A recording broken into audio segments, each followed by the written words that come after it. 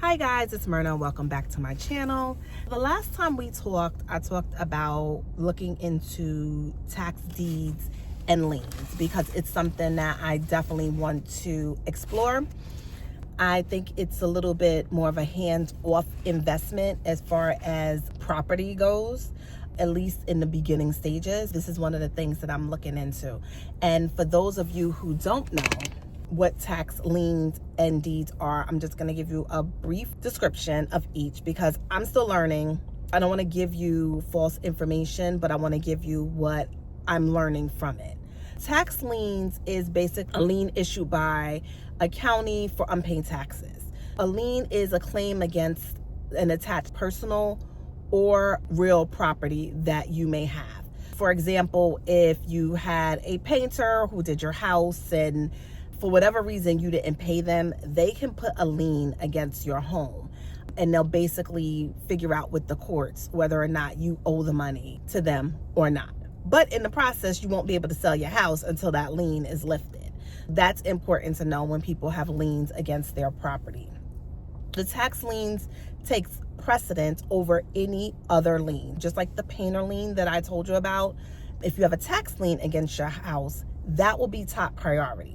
If it went to court and they're like, you have to pay all these liens on the home or whatever type of property you have, the taxes will come first. They're going to get their cut first. Then everybody else will fall in line with however much they're owed or however much they will get out of either the sale of your property or however much you have to pay them for any liens they put against your house.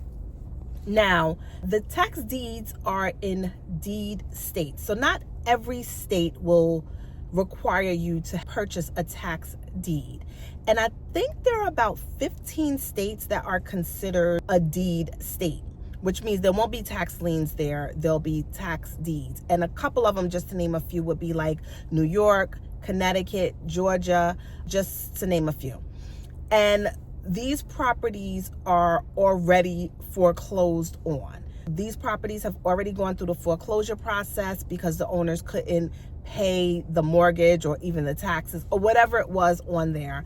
The bank has basically foreclosed on them. They're selling the deed of the property to the next best person at auction. If I'm not mistaken, Georgia and Texas are the exception to the rules of being a state of either that issues tax deeds and liens, because I believe they issue both. Those aren't any places that I'm looking at. It's Texas and Georgia. I'm probably not going to get too in depth with those two states, but they are the exception to the rules. Either states are tax deed states or they're tax lien states. And again, deeds are the properties that are foreclosed on, and liens are just claim that's put against the property. One of the questions I need to ask myself is, do I prefer tax liens or do I prefer tax deeds? Both tax deeds and liens, there's a redemption period for property. And I guess it would be, in this case, if I go with tax liens, would I be okay with waiting for my return on investment? If you purchase a tax lien, let's say somebody owes taxes on their property, you're basically paying the taxes for them, a certain percent. And every state is different, so you have to do your research on how much percentage you will get on your return. And in a lot of these states, it may take anywhere from 2 months to 3 years to actually retrieve your money plus the interest. If the owner comes back and you purchase this tax lien and they're like, you know what, I have the money, I forgot to pay my taxes, here's the money plus the interest. You get your money back plus the interest on the property, whether it's 5%, 10%, 12%. Again, it depends on the state and what you bid to actually take over that lien. From my understanding, also, a lot of the states do this is because when people pay their property taxes, that money goes into the community, whether it's for the schools, whether it's for the streets, whatever the taxes are paying for, they need those taxes paid. And anybody who's willing to pay them, they're good with you paying them just so they can keep up the salaries for the schools and the things that they need that falls under those state laws. If I go with the tax lien, am I good with waiting for that redemption period to end to get my return on investment. In some states, once that redemption period ends, let's say the owners never come back to pay that taxes, you could own that property outright in some states. In other states, they may put it up for auction, even though you'll get your money once the auction is complete, but you may have to still go to auction and bid on that property opposed to it just landing in your lap. Tax liens seems like an amazing savings opportunity for people who want to do it. And you can buy either land, you could buy property, so many different opportunities for tax liens. And you don't really have to worry about tenant or upkeep at that point, because most of the time the owners are still in the house.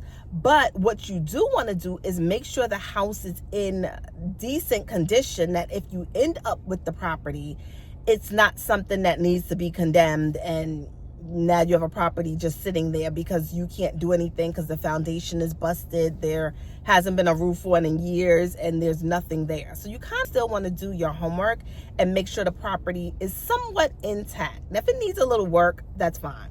If you end up with the home, you can just turn around and sell it. It will still make you an amazing profit because there's plenty of wholesalers out there that would take that property and flip it.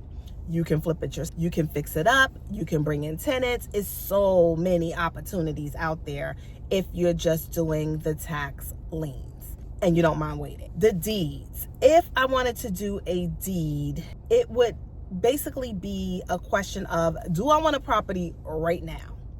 Because once you go to the auction and you bid on this property, you own the property right then and there at a lower than market value rate. Whether you do in tax deeds or tax liens, you're still getting them way below the market value that the house could be, which means you can make money off of them either way. It's just an option. I think for me, I don't want to outright own a property. I would say that now, but who knows? If I get more into it and I see something that I'm like, oh yeah, that's within my price range or my budget that I'm looking, let me just go ahead and try this auction, because most deeds have to go through auction. And a lot of times the auctions are in person. So you have to know the state and do the research on the state to know whether or not you need to show up in person to be part of the auction for the property that you want to see. I know a lot of the tax liens you can definitely do online. Now, here's a couple of tips that I would throw in there if this is an avenue that you want to take based off of the information that I've given you, is if you're going to a specific area, you want to still have some type of connection with a realtor, especially if it's a state you're not in, because that realtor can help you at least go past the properties that you're thinking of getting. Maybe you saw the addresses on a list of tax deeds. They can be your eyes on the ground, and they can go to the property to see if it's in good condition and that it's not a condemned property that'll just be a waste of your time and your money, because nobody's going to want to buy it. They can be there for you. So I feel like that's one of the things you want to do. Also, while you're looking around, you can do the Google Maps. I do that a lot, but a lot of them that they have up there are a little outdated, but gives you kind of the area. And Google Maps tells you the year that they've taken those pictures or videos in that area. So you know if a couple years old or if it's like 10 years and you're like, I'm sure, community changed in 10 years. That could give you the opportunity to reach out to a realtor to see if they want to work for you. And maybe in hopes of telling them, if you can work with me and look at these properties, once I'm ready to flip them, sell them, whether it's to a wholesaler or on the market, that realtor work with you and they'll get the commission from the sale of the property. So there's many ways that you can definitely put it out there. But for now, I think I'm going to go towards the tax liens. Again, the lien is just a claim against somebody's property. These people most likely are still there.